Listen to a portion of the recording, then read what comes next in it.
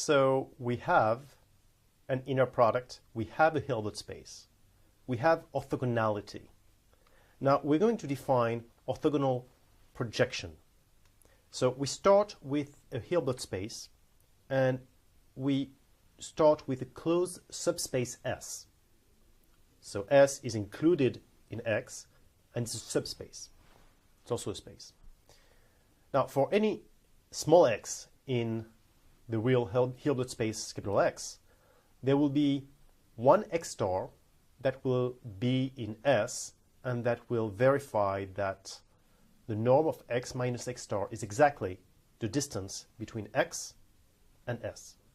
And remember that the distance between a point and a set is the infimum of all the distances between x and any point in S.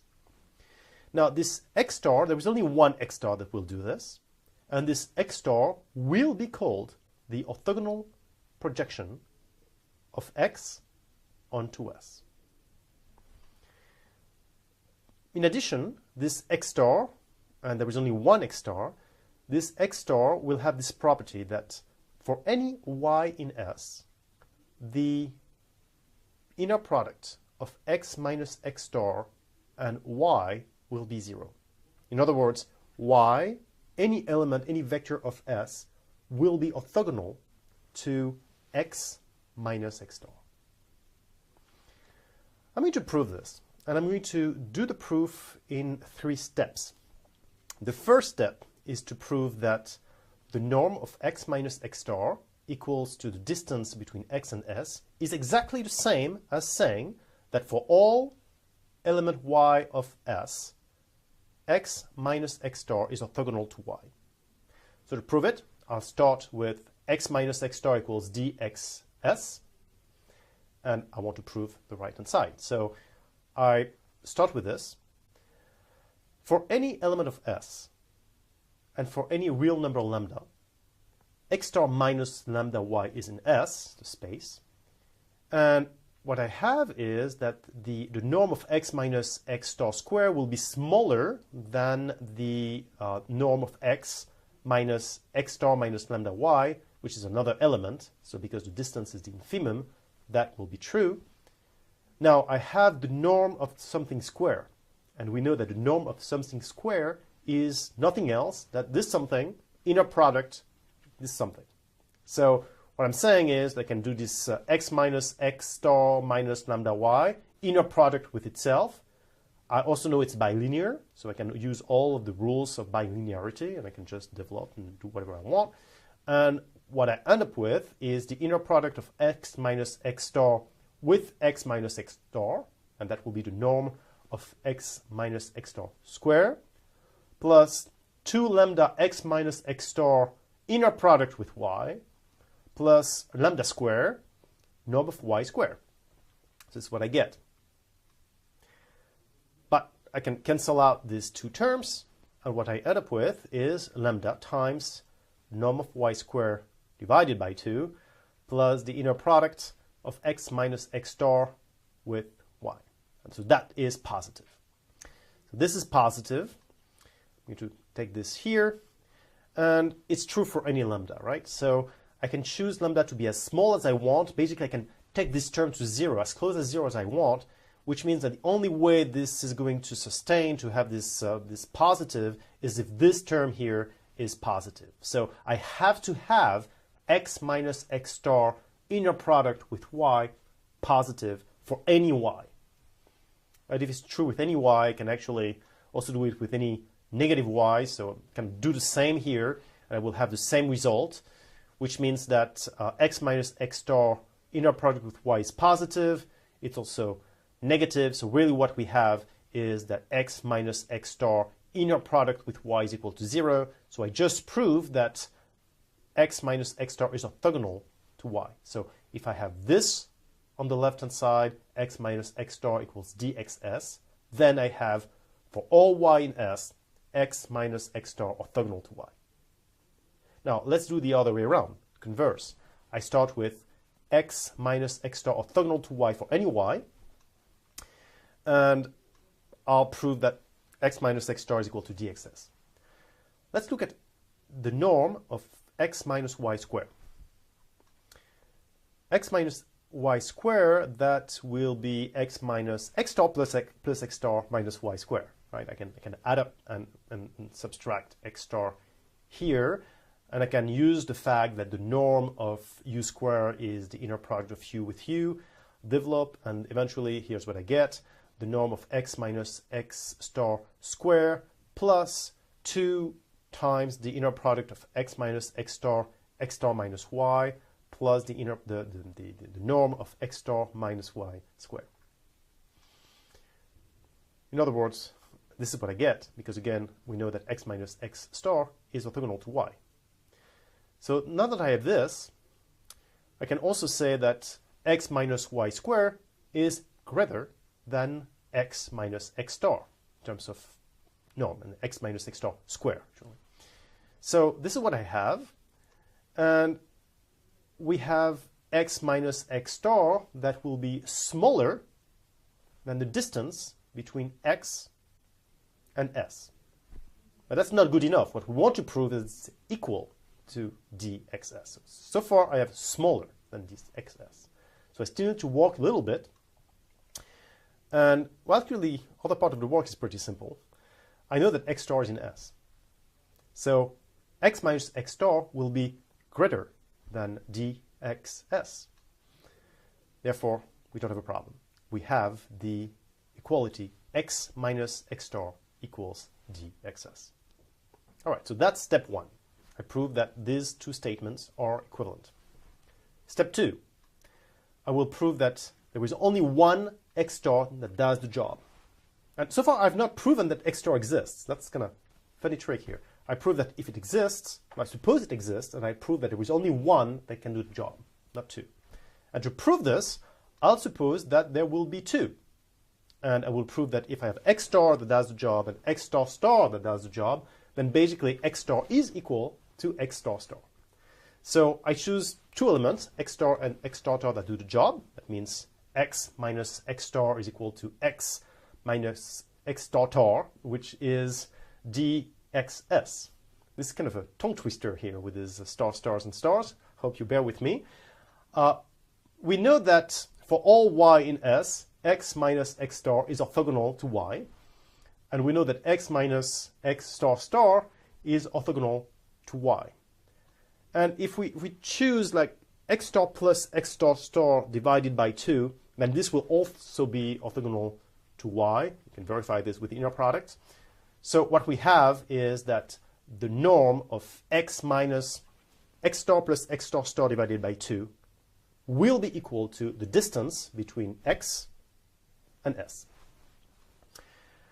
Now, I can write that the norm squared of this 2x minus x star plus x star star will be equal to this on the right-hand side, which is x minus x star square plus x minus x star star square plus 2 times the inner product of x minus x star and x minus x star star.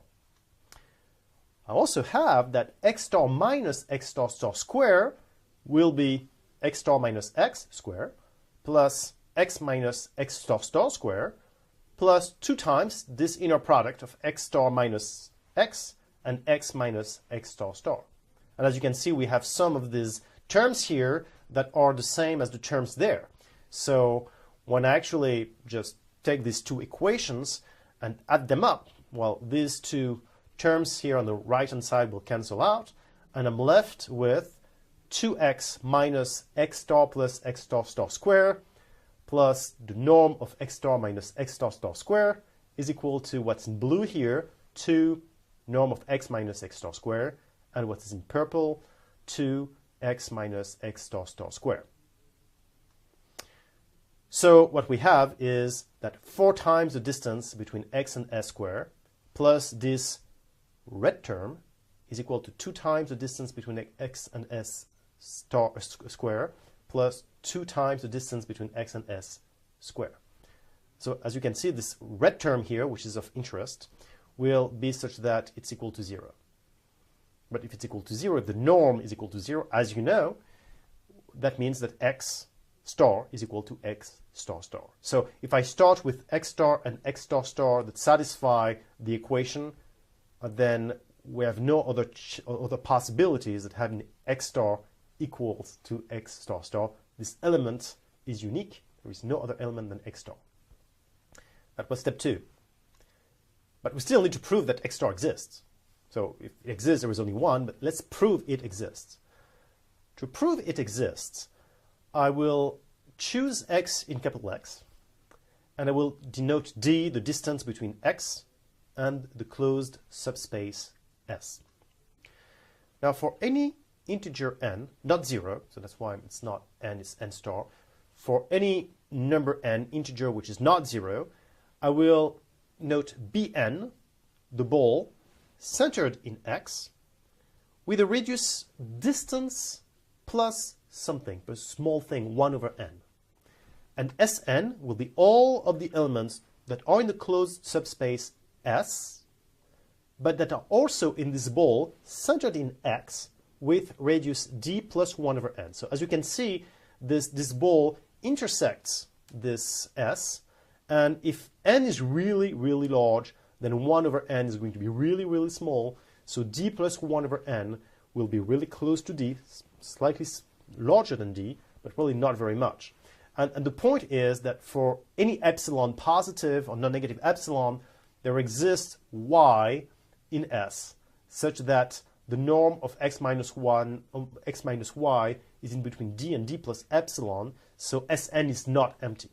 And the reason why we have this is simply because if we did not have the norm of x minus y in between d and d plus epsilon, then the distance would not be the distance, right? I mean, if I could not find any element in S such that we had like the distance between x and y in between d and d plus epsilon, then it means the distance would actually be smaller.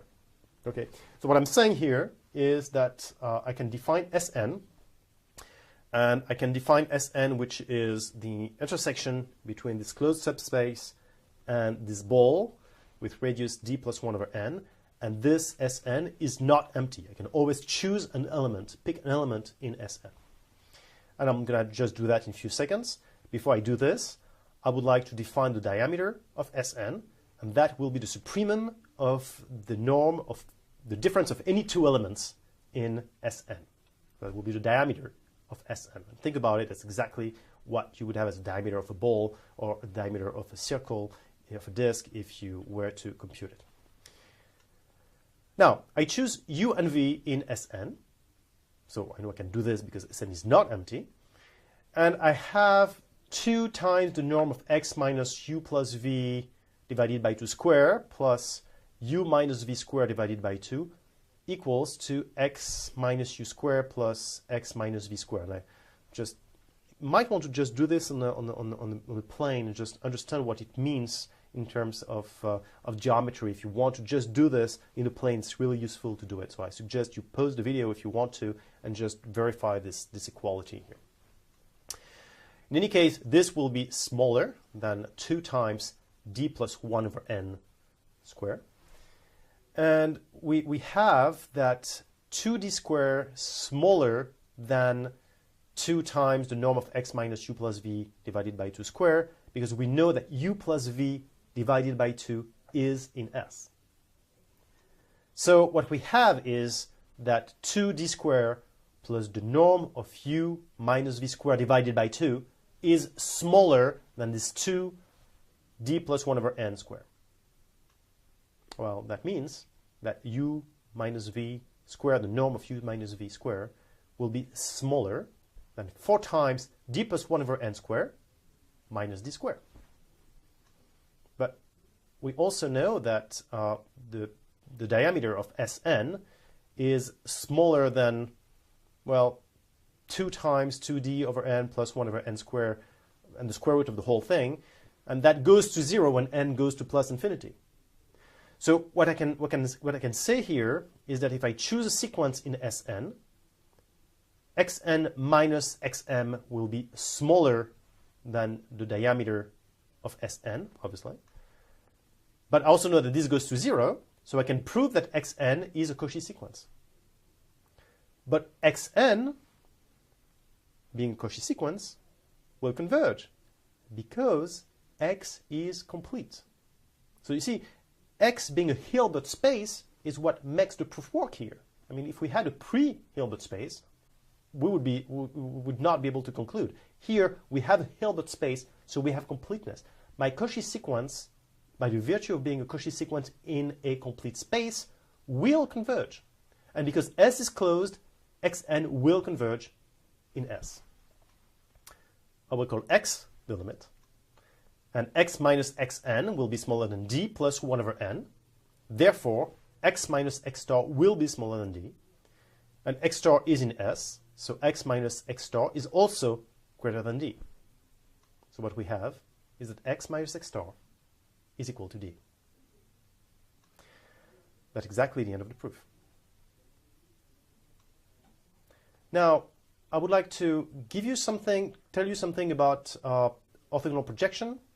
If I choose X to be a real Hilbert space and S being a closed subspace, then this projection that we just defined, P, will have some properties. First of all, it's linear. Second of all, it is continuous. Third of all, the norm of P is equal to 1. Norm of the linear operator P is equal to 1. Could write this with 3 bars. And its kernel is the orthogonal to X.